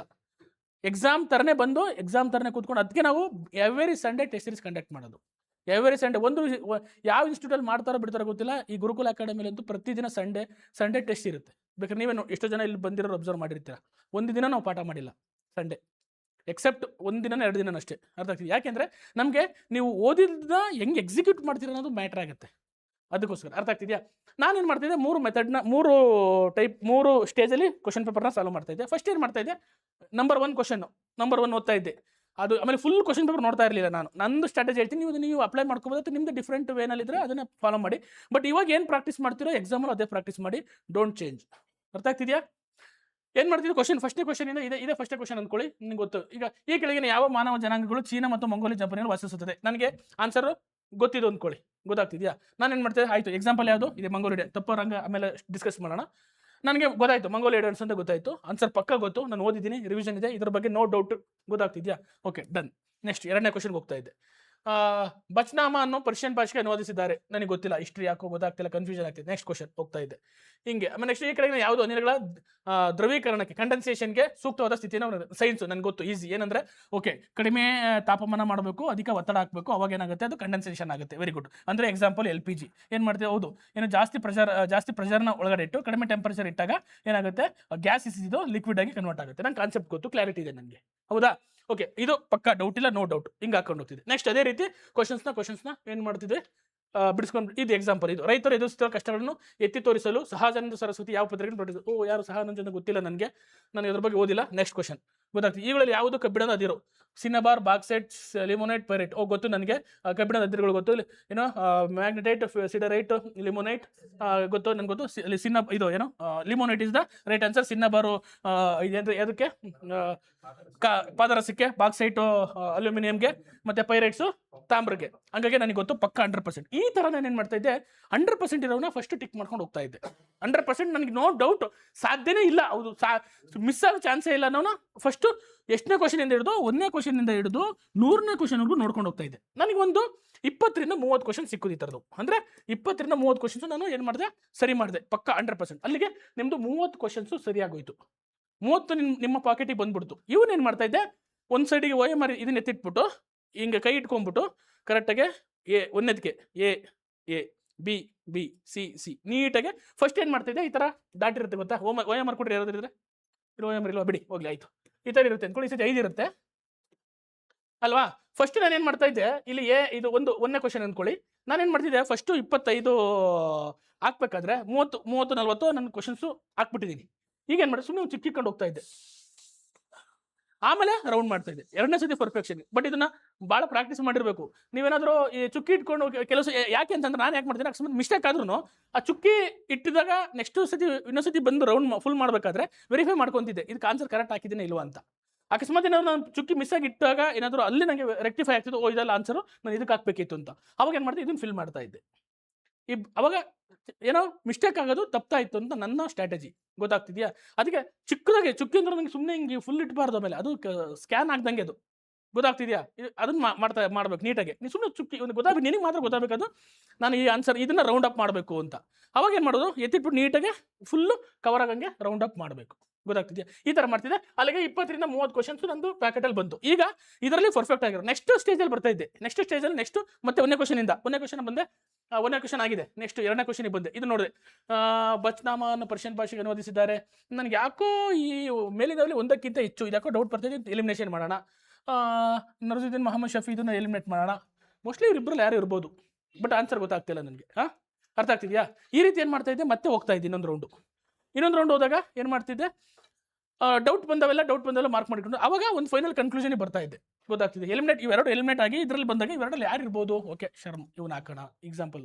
ಗೊತ್ತಾಗ್ತದೆ. ಈ ರೀತಿ ಏನು ಮಾಡ್ತಿದ್ದೆ, ಸೆಕೆಂಡ್ ರೌಂಡ್ ಬರ್ತಾ ಇದ್ದೆ. ಅಂದರೆ ಇಲ್ಲಿ 50-50 ಇರೋ ಕ್ವಶನ್ಸ್ಗಳನ್ನ ಟಾರ್ಗೆಟ್ ಮಾಡಿ ಗೆಸ್ ಮಾಡಿದ್ರು ಹೆಂಗೆ ಗೆಸ್ ಮಾಡಬೇಕು ನೀವು ಭಾಳ ಇದರ ಕೆಲಸ ಮಾಡಬೇಕು. ನೋಡಿ, ಈಗ ಎಕ್ಸಾಂಪಲ್, ಭಾರತದ ಮೊದಲ ನೀರುನಾಯಿ ಸಂರಕ್ಷಣಾ ಮೀಸಲು ಕೆಳಗಿನ ಯಾವ ನದಿಯ ದಡದಲ್ಲಿದೆ. ನನಗೆ ಇದಕ್ಕೆ ಆನ್ಸರ್ ಗೊತ್ತಿಲ್ಲ. 50-50 ಗೊತ್ತು.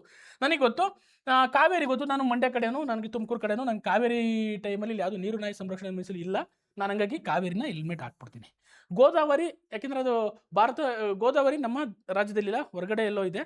ಬಟ್ ನೀರು ಸಂರಕ್ಷಣಾ ಮೀಸಲು ಯಾವುದಿದೆ ನಮ್ಮ ರಾಜ್ಯದಲ್ಲಿರೋಂಗೆ ಐತೆ. ಹಾಗಾಗಿ ನಾನು ಗೋದಾವರಿನ ಎಲಿಮಿನೇಟ್ ಮಾಡಿಬಿಡ್ತೀನಿ. ಮೋಸ್ಟ್ಲಿ ಇವೆರಡು ಉತ್ತರ ಕನ್ನಡದಲ್ಲಿ ಇದ್ದಾವೆ. ಕೃಷ್ಣನ ತುಂಗಭದ್ರನ ಗೊತ್ತಿಲ್ಲ, ನನಗೆ ಕನ್ಫ್ಯೂಷನ್ ಆಗ್ತಿದೆ. ನಾನು ಐ ಗೆಸ್ ನನಗೆ ಯಾಕೋ ಸ್ಟ್ರಾಂಗ್ ಫೀಲಿಂಗ್ ಬರ್ತಿದೆ, ತುಂಗಭದ್ರ ಅನ್ಕೊಂಡು ತುಂಗಭದ್ರ ಹಾಕ್ಬಿಡ್ತೀನಿ. ಅರ್ಥ ಆಯ್ತಾ. ಈ ರೀತಿ ನೀವು ಪ್ರಾಕ್ಟಿಕಲಾಗೆ ಥಿಂಕ್ ಮಾಡಿ ಅದನ್ನು ಎಲಿಮಿನೇಟ್ ಮಾಡಬೇಕು ಕ್ವಶನ್ಸ್ನ. ಅರ್ಥ ಆಗ್ತಿದೆಯಾ. ಸುಮ್ಮನೆ ಹೋಗಿ ಹಾಕೋದಲ್ಲ, ಗೊತ್ತಿಲ್ಲ ಅಂತಂದಾಗ ಥಿಂಕ್ ಮಾಡಬೇಕು. ಅರ್ಥ ಆಗ್ತಿದೆಯಾ. ನೆಕ್ಸ್ಟ್ ಕ್ವಶನ್ನು ಹಿಂಗೆ ಈ ರೀತಿ ಏನು ಮಾಡ್ತಿದ್ದೆ, 50-50 ಇರೋವು ಕ್ವಶನ್ಸ್ನ ಏನು ಮಾಡ್ತೀವಿ, ಸಾಲ್ವ್ ಮಾಡ್ತೀವಿ. ಅವಾಗ ನಮಗೊಂದು ಅವಾಗ ಒಂದು 40 ಕ್ವಶನ್ಸು ರೈಟ್ ಆದವು. ಕರೆಕ್ಟಾ. ಮತ್ತೆ ಅವನ್ನ ಏನು ಮಾಡೋದು, ಸೇಮ್ ಆ್ಯಸ್ ಇಟ್ ಈಸ್ OMRನ ಮಾರ್ಕ್ ಮಾಡಿ ಹೋಗ್ತಾ ಹೋಗೋದು. ಅಲ್ಲಿಗೆ ನನಗೆ 70 ಕ್ವಶನ್ಸ್ ಅಟೆಂಡ್ ಮಾಡಿದೆ. ಗೊತ್ತಾಗ್ತಿದೆಯಾ. ಇನ್ನು 30 ಕ್ವಶನ್ಸ್ ಇದೆ. ಈಗ ಬರಬೇಕು. ಈಗ ಏನು ಮಾಡಬೇಕು, 30 ಕ್ವಶನ್ಸ್ನ ಈಗ ರಿಸಿಪ್ಟ್ನ ಸ್ವಲ್ಪ ನೋಡ್ಕೋಬೇಕು. ಅಂದರೆ ಇಲ್ಲೇನಾದರೂ ನಿಮಗೆ ಇಲ್ಲಿ starting first stage, second stage, third ಸ್ಟೇಜಲ್ಲಿ ಸ್ಟಾರ್ಟಿಂಗ್ ಸ್ಟೇಜಲ್ಲಿ ನಿಮ್ಗೆ ಒಂದು 50 ಕ್ವಶನ್ಸ್ ಸಿಕ್ಬಿಟ್ಟು ಅಂದ್ಕೊಳ್ಳಿ, ನೀವು ಸೇಫ್ ಝೋನಲ್ಲಿ ಇರ್ತೀರ. ಅರ್ಥ ಆಗ್ತಿದೆಯಾ. ನೀವು ಸ್ಟಾರ್ಟಿಂಗ್ ಸ್ಟೇಜಲ್ಲಿ ಒಂದು 20 ಕ್ವಶನ್ ಸಿಕ್ಬಿಟ್ಟು ಅಂದ್ಕೊಳ್ಳಿ, ಸ್ವಲ್ಪ ನೋಡಬೇಕು. ಮತ್ತು ಸೆಕೆಂಡ್ ಸ್ಟಾರ್ಟ್ ಹೋದಾಗ ನಿಮ್ಗೆ ಇಲ್ಲೊಂದು 50 ಬಂದು ಇಲ್ಲೊಂದು 30 ಸಿಕ್ಕೋದು ಅಂದ್ಕೊಳ್ಳಿ, ನೀವು ಪಕ್ಕಾ ನೀವು ಈ PCT ಫಿಕ್ಸ್ ನೀವು ಸೆಲೆಕ್ಟ್ ಆಗ್ತೀರಂತ. ಅರ್ಥ ಆಗ್ತಿದೆಯಾ. ಇಲ್ಲಿ 30 ಬಂದು ಇಲ್ಲೊಂದು 20 ಇಲ್ಲೊಂದು 30 ಬಂತು ಅಂದರೆ ಇನ್ನೂ ಸ್ವಲ್ಪ ಡೇಂಜರ್ ಝೋನಲ್ಲಿ ಇದ್ದೀರಾ ಅಂತ ಅರ್ಥ. ಅರ್ಥ ಆಗ್ತಿದೆಯಾ. ಅವಾಗ ಏನು ಮಾಡಬೇಕು, ಇಲ್ಲಿ 50 ಬಂದು ಇಲ್ಲಿ 30 ಬಂದರೆ ಇನ್ನು ಎಷ್ಟು ಉಳಿತು ನಿಮಗೆ, 20 ಕ್ವಶನ್ಸ್ ಉಳ್ಕೊಂಡು ಅಲ್ವಾ. 20 ಕ್ವಶನ್ಸ್ ಉಳ್ಕೊಂಡಾಗ ಇಲ್ಲಿ ನೀವು ಸ್ವಲ್ಪ ಕ್ಯಾಲ್ಕುಲೇಟೆಡ್ ರಿಸ್ಕ್ ತೊಗೋಬೇಕು. ಗೊತ್ತಾಗ್ತಿದೆಯಾ. ಅವಾಗ ಏನು ಮಾಡಬೇಕು, 3 ಎಲಿಮಿನೇಷನ್ ಮಾಡ್ತೀರಾ. ಅಕಸ್ಮಾತ್ ಎಕ್ಸಾಂಪಲ್ಲು ಅಜಾರ್ ದಿನಾರಿನ ಕಲ್ಪನೆ ಮಲ್ಲಿಕಾಫೂರ್ನ ಯಾರನ್ನು ಖರೀದಿಸಿದಾರೋ ಅಂತ ಏನೋ ಕ್ವಶನ್ಸ್ ಬಂದು ಅಂದ್ಕೊಳ್ಳಿ. ನಾನು ಇದನ್ನು ಓದಿಲ್ಲ, ಏನು ಮಾಡೋದು, ಹಂಗೆ ಹಿಂಗೆ ಅಂದ್ಕೊಂಡು ಯಾರನ್ನ ಒಂದು 2 ಎಲಿಮಿನೇಟ್ ಮಾಡಿದ್ರಿ, 2 ಗೊತ್ತಾಗ್ತಿಲ್ಲ, 2 ಗೊತ್ತಾಗ್ತಿಲ್ಲ, ಪಕ್ಕ ಹೋಗ್ತಿಲ್ಲ. ಅವಾಗ ಏನು ಮಾಡ್ಬೋದು, ಜೈ ಬಜರಂಗ್ ಬಲಿ ಅಂತ ಅದಕ್ಕೊಂದು ಹಾಕೋದು. ಅರ್ಥ ಆಗ್ತಿದ್ಯಾ? ಆವಾಗ ಆ ಥರದವು ಕೇಳಿ, ಆ ಥರದವು ಇನ್ನೆಷ್ಟಿರ್ತಾವೆ, 20 ಕ್ವಶನ್ಸ್ ಇರ್ತಾವಲ್ವಾ, 20 ಕ್ವಶನ್ಸ್ ಅಲ್ಲಿ 10 ಕ್ವಶನ್ ರೈಟ್ ಆಯ್ತು ಅಂದ್ಕೊಳ್ಳಿ. ಎಕ್ಸಾಂಪಲ್ ಆ ಥರದ ಒಂದು 20 ಕ್ವಶನ್ ಹಾಕ್ಬಿಟ್ರಿ, 10 ಕ್ವಶನ್ ರೈಟ್ ಆಯ್ತು, ಅಲ್ಲಿಗೆ ನೆಗೆಟಿವ್ ಹೋಗುತ್ತೆ. 20 ಕ್ವಶನ್ 10 ಕ್ವಶನ್ ನಿಂಗೆ ಬಂದ್ಬಿಡ್ತು, ಇನ್ನು ಎಷ್ಟು ಕ್ವಶನ್ಸ್ ರಾಂಗ್ ಆಯ್ತು? 10ಕ್ಕೆ ನೆಗೆಟಿವ್ ಎಷ್ಟು? 2 ಮಾರ್ಕ್ಸಾ? 2.5 ಮಾರ್ಕ್ಸ್ ಹೋಯ್ತು. ಅಲ್ಲಿಗೆ 10 ಅಲ್ಲಿ 2.5 ಹೋದ್ರೆ 7.5 ಮಾರ್ಕ್ಸ್ ಬಂತು ನಿಮಗೆ. ಕರೆಕ್ಟಾ? ಅರ್ಥ ಆಗ್ತಿದ್ಯಾ? ಹಿಂಗೆ ನೀವು ಇಲ್ಲಿ ರಿಸಿಕ್ ತಗೋ. ಅದೇ ನೀವೇನಾದರೂ ಇಲ್ಲಿ ನೋಡಿ, ಇಲ್ಲಿ 20 ಬಂದಿದೆ, ಇಲ್ಲೊಂದು 30 ಹಾಕೊಂಡಿದ್ರೆ ಇನ್ನು ಎಷ್ಟು ಉಳಿದೈತೆ? 50 ಐತೆ. 50ರಲ್ಲಿ ನೀವು ರಿಸ್ಕ್ ತಗೊಳಕ್ಕಾಗಲ್ಲ. ಇಲ್ಲಿ ನೀವು ಸಿಕ್ಕಾಪಟ್ಟೆ ಕೇರ್ಫುಲ್ ಆಗಿ ಹ್ಯಾಂಡಲ್ ಮಾಡಬೇಕು. ಇಲ್ಲೇನಾದ್ರು ನೀವು 50ಕ್ಕೆ 50 ಹಾಕಿದ್ರೆ ಶ್ರೀಮದ್ ರಮಣ ಗೋವಿಂದ. ಅರ್ಥ ಆಗ್ತಿದೆಯಾ? ಅದಕ್ಕೆ ಹೇಳ್ತಿರೋದು ಯಾವಾಗ ರಿಸ್ಕ್ ತಗೋಬೇಕು ಅಂತ ನೀವು, ನಿಮಗೆ ಆ ಎಕ್ಸಾಮ್ ದಿನ ಗೊತ್ತಾಗುತ್ತೆ. ಎಕ್ಸಾಮ್ ದಿನ ನೀವು ರಿಸ್ಕ್ ತಗೊಳೋದು, ನೀವು ಎಷ್ಟು ಕ್ವಶನ್ ಆನ್ಸರ್ ಮಾಡಿದ್ದೀರಾ ಅನ್ನೋದು ಗೊತ್ತಾಗುತ್ತೆ. ಪರ್ಫೆಕ್ಟ್ ನನಗೆ 100% ನಾನು ಪಕ್ಕಾ ಇದು, ಇದರಲ್ಲಿ ಯಾವುದೇ ಕಾರಣಕ್ಕೂ ಮಿಸ್ ಆಗಲ್ಲ ಅನ್ನೋ ಒಂದೇನಾರು ನನಗೆ 50ರಿಂದ 60 ಕ್ವಶನ್ ಸಿಕ್ಬಿಟ್ಟು ಅಂತಂದರೆ ಗೊತ್ತಾಗ್ತಿದ್ಯಾ, ನೀವು ಲಕ್ಕಿ, ನೀವು ಪಕ್ಕಾ ಎಕ್ಸಾಮ್ ಕ್ಲಿಕ್ ಆದ್ರಿ ಸತಿ ಅಂತ ಅಂದ್ಬಿಟ್ಟು. ಅರ್ಥ ಆಗ್ತಿದ್ಯಾ? ಗೊತ್ತಾಗ್ತಿದ್ಯಾ ಹೆಂಗೆ ರಿಸ್ಕ್ ತೊಗೋಬೇಕು? ಅದನ್ನು ಪ್ರಾಕ್ಟೀಸ್ ಮಾಡೋಕ್ಕೆ ಇಲ್ಲಿ ಮಾಡಬೇಕು. ಸುಮ್ಮನೆ ಇಲ್ಲಿ ಬಂದು ಕಾಟಾಚಾರಕ್ಕೆ ಮಕ್ಕಿ ಇದನ್ನ ಹಾಕಿ ಹೋಗೋದಲ್ಲ. ಏನ ಆನ್ಸರ್ ಟಿಕ್ ಮಾಡೋದು, ಹೋಗಿ ಮನೇಲಿ ಕೂತ್ಕೊಳ್ಳೋದಲ್ಲ. ಇಲ್ಲಿ ಟೆಸ್ಟ್ ಬರೆದು ಆನ್ಸರ್ಗ ನೀವೇ ಪೆನ್ ತಗೊಂಡು ಸಾಲ್ವ್ ಮಾಡ್ತಾವೆ. ಕೀ ಆನ್ಸರ್ ಸಾಯ್ಬೇಡ್ರಿ. ನಾವು ಕೀ ಆನ್ಸರ್ ಕೊಡೋದು ಯಾಕೆ ಕೊಡಲ್ಲ ಗೊತ್ತಾ? ನೀವು ಅದನ್ನು ವಿಶ್ಲೇಷಣೆ ಮಾಡಬೇಕು. ಒಂದಿನ 2 ದಿನ ಬಿಟ್ಟು ವಿಶ್ಲೇಷಣೆ ಮಾಡಿದಾಗ ನಿಮಗೆ ಎಲ್ಲಿ ತಪ್ಪು ಮಾಡಿದ್ರೆ ಕೀ ಆನ್ಸರ್ ಕೊಟ್ಟು ರೈಟ್ ಹಾಕೊಂಡು ಕೂತ್ಕೊಂತೀರಾ, ಇದು ಸರಿ ಅಂತ. ನಿಮ್ಗೆ ಅದು ಸರಿ ತಪ್ಪು ಅಂತ ಹೆಂಗೆ ಗೊತ್ತಾಗುತ್ತೆ? ಅದು ಅರ್ಥ ಆಗ್ತಿದೆಯಾ? ನಿಮಗೆ ಸರಿ ತಪ್ಪು ಅಂತ ಹೆಂಗೆ ಗೊತ್ತಾಗುತ್ತೆ? ಕ್ಲಿಯರ್ ಇದೆ? ಗೊತ್ತಾಗ್ತಿದೆ ನಾನು ಹೇಳ್ತಿರೋದು. ಅದಕ್ಕೆ ಕೂತ್ಕೊಂಡು 1 ಅವರ್ ಎಕ್ಸಾಮ್ ಆದಮೇಲೆ ಅಥವಾ ಮನೆಗೆ ಹೋದ್ಮೇಲೆ ಆ ಕ್ವಶನ್ ಪೇಪರ್ 100 ಕ್ವಶನ್ಸ್ನು ಅನಾಲಿಸಿಸ್ ಮಾಡಬೇಕು. ಹೆಂಗೆ ಅನಾಲಿಸಿಸ್ ಮಾಡಬೇಕು ಅಂತಂದರೆ, ಪ್ರತಿಯೊಂದು ಕ್ವಶನ್ನು, ಪ್ರತಿಯೊಂದು ಆಪ್ಷನ್ನು ಯಾಕೆ ಸರಿ, ಯಾಕೆ ತಪ್ಪು ಅಂತ ಮಾಡಬೇಕು. ಗೊತ್ತಾಗ್ತಿದೆಯಾ? ಈ ರೀತಿ ಮಾಡಿದ್ರೆ ಎಕ್ಸಾಮ್ಸಲ್ಲಿ ನೀವು ಏನಾಗುತ್ತೆ, ನಿಮ್ಮ ಪ್ರೊಬಬಿಲಿಟಿ, ಕ್ವಶನ್ಸ್ ಸರಿ ಮಾಡೋ ಪ್ರೊಬಬಿಲಿಟಿ ಜಾಸ್ತಿ ಆಗ್ತಾ ಹೋಗುತ್ತೆ. ಅರ್ಥ ಆಗ್ತಿದೆಯಾ? ಹಾಗಾಗಿ ಪ್ರತಿ ಸಂಡೇ ಟೆಸ್ಟ್ ಬರೀರಿ. ಇನ್ಮೇಲೆ ಮೊನ್ನೆ ನೋಟಿಫಿಕೇಶನ್ಸ್ ಆಗಿದೆ, ಸಿಕ್ಕಾಪಟ್ಟೆ ವಾರ ಎಕ್ಸಾಮ್ಸ್ಗಳು ಬರ್ತಿರ್ತವೆ. ಇನ್ನು ಸ್ವಲ್ಪ ಗೇರ್ ಅಪ್ ಮಾಡಿ. ಗೇರ್ ಅಪ್ ಅಂದರೆ ಇನ್ನೂ ಹೆಚ್ಚು ಓದೋಕ್ಕೆ ಸ್ಟಾರ್ಟ್ ಮಾಡ್ಕೊಳ್ಳಿ. ಗೊತ್ತಾಗ್ತಿದೆಯಾ? ಟೆಸ್ಟ್ಗಳು ಕರೆಕ್ಟಾಗಿ ಅಟೆಂಡ್ ಮಾಡಿ. ಅಟ್ಲೀಸ್ಟ್ ನಾವು ಇಲ್ಲಿಂದ ಆದಮೇಲೆ ಡೈಲಿ ಪ್ರತಿದಿನ ಒಂದು 10ರಿಂದ 20 ಕ್ವಶನ್ಸ್ ನೀವೇ ಸ್ವಂತ ಅಟೆಂಡ್ ಮಾಡೋದು ಕಲೀರಿ. ಗೊತ್ತಾಗ್ತಿದೆ? ಡಿಸ್ಕಸ್ ಮಾಡಿ. ಗೊತ್ತಾಗ್ತಿದೆಯಾ? ಇದು ಮಾಡ್ತಾ ಹೋದರೆ ಎಕ್ಸಾಮ್ಸಲ್ಲಿ ಈಸಿಯಾಗಿ ಕ್ರ್ಯಾಕ್ ಮಾಡ್ಬೋದು. ಗೊತ್ತಾಗ್ತದೆ? ಇದೇ ಲೆವೆಲ್ಗೆ ಇರುತ್ತೆ, ಟಫ್ ಲೆವೆಲ್ಲು. ಗೊತ್ತಾಗ್ತದೆ? ನಾವು ಅದೇ ಲೆವೆಲ್ಗೆ ಕ್ವಶನ್ಸ್ಗಳನ್ನ ಕೊಡ್ತಾ ಇದ್ದೀವಿ. ಗೊತ್ತಾಗ್ತಿದೆಯಾ ನಿಮಗೆ? ಇತ್ತು ಅಂತ ನೋಡಿ. ಇದು ಎಕ್ಸಾಂಪಲ್. ನಿಮಗೆ ನಾನು ಕ್ವಶನ್ಸ್ ಎಕ್ಸ್ಪ್ಲೇನ್ ಮಾಡ್ತೀನಿ. ಇದು ನೋಡಿ, ಇದು ಮ್ಯಾಪ್ ಯಾಕೆ ಮಾಡಬೇಕು ಅನ್ನೋದಕ್ಕೆ ಇದು ಎಕ್ಸಾಂಪಲು. ಭಾರತ ಪರ್ವತ ಶ್ರೇಣಿಗಳು ಇಲ್ಲಿವೆ. ಗಾರೋ, ನಂದಾದೇವಿ, ಕಾಮತ್, ಕೇಟು ಅಂತಿದೆ. ಇವುಗಳನ್ನು ಪೂರ್ವದಿಂದ ಪಶ್ಚಿಮಕ್ಕೆ, ಪೂರ್ವ ಪಶ್ಚಿಮ. ಗೊತ್ತಾಗ್ತಿದೆಯಾ ಅಲ್ವಾ? ನಿಮಗೆ ಗೊತ್ತು ಗ್ಯಾರೋ ಮತ್ತು ಕಾಸಿಗಳು ಎಲ್ಲಿದ್ದಾವೆ? ನಾರ್ತ್ ಸ್ಟೇಟಲ್ಲಿ ಇದ್ದಾವೆ. ಗೊತ್ತಾಗ್ತಿದೆಯಾ? ಅಲ್ಲಿಗೆ ನಿಮಗೆ ಫಸ್ಟ್ ಏನು ಬರಬೇಕು? ಯಾವ್ದು ಬರಬೇಕು? ಎ ಬರಬೇಕಲ್ವಾ? ಎ ಎಲ್ಲಿದೆ? ಮುಗೀತಲ್ಲ ಕತೆ. ಆನ್ಸರ್ ಇದೆ, ಸಿಂಪಲ್. ನಾನೇನೋ ಡಿಫಿಕಲ್ಟ್ ಇದೆ ಅಂದರೆ ಇಲ್ಲಿ ಟಫ್ ಕೊಟ್ಟಿಲ್ಲ, ಟಫ್ ಮಾಡ್ಬೋದಿತ್ತು ಇನ್ನೂ. ಅರ್ಥ ಆಗ್ತಿದೆಯಾ? ಎ ಬರ್ಬೇಕು ನನಗೆ ಅಲ್ಲಿಂದ. ಅಂದರೆ ಗ್ಯಾರೋ ಕಾಸಿ ಲಾಸ್ಟ್ ಇದೆ. ಇನ್ನೊಂದು ಕೇಟು ಈ ಕಡೆ ಇದೆ. ಕಾರಕೋರಂ ಸ್ಟೇಟ್ ಏನಿದೆ ಫುಲ್ಲು ಪಶ್ಚಿಮದಲ್ಲಿದೆ. ಹಂಗಾಗಿ ಡಿ ಲಾಸ್ಟಿಗೆ ಬರಬೇಕು. ಸಿಂಪಲ್, ಮುಗೀತು, ಕನ್ಫರ್ಮ್ ಆಯಿತು. ಈ ಥರದ ಹಿಂಗೆ ಥಿಂಕ್ ಮಾಡಬೇಕು. ಮ್ಯಾಪ್ನ ತಲೆಯಲ್ಲಿ ವಿಜುವಲೈಸೇಷನ್ ಮಾಡಬೇಕು. ಕ್ವಶನ್ನ ವಿಜುವಲೈಸೇಷನ್ ಮಾಡಿ. ಅಲ್ಲಿ ಎಕ್ಸಾಮಲ್ಲಿ ಕ್ವಶನನ್ನು ವಿಜುವಲೈಸೇಷನ್ ಮಾಡಿದ್ರೆ ಏನಾಗುತ್ತೆ, ನಿಮ್ಗೆ ಆನ್ಸರ್ ಗೊತ್ತಾಗುತ್ತೆ. ಅಥವಾ ಒಂದೇ ಕ್ವಶನ್ ಬರ್ತಿಲ್ಲ ಅಂತ ತಲೆ ಕೆಡಿಸ್ಕೊಂಡು ಕೂತ್ಕೊಳ್ಳಿ. ಎಸ್ಪೆಷಲಿ ಮೆಂಟಲಿಬಿಟಿಲಿ ಯಾವುದೊಂದು ಬರ್ತಿಲ್ವಾ, ನೆಕ್ಸ್ಟ್ ಬರ್ತಿಲ್ವಾ, ಹೋಗ್ತಾ ಇರಬೇಕು. ಗೊತ್ತಾಗ್ತಿದೆಯಾ? ಆಮೇಲೆ ಬರೋಣ ಇನ್ನೊಂದ್ಸತಿ. ಯಾಕೆಂದ್ರೆ ಅವಾಗ ಇನ್ನೊಂದ್ಸತಿ ಪೀಸ್ ಆಫ್ ಮೈಂಡ್ ಇರುತ್ತೆ. ಅವಾಗ ಬಂದು ಇನ್ನೊಂದ್ಸತಿ ಆನ್ಸರ್ ಮಾಡ್ಬೋದು.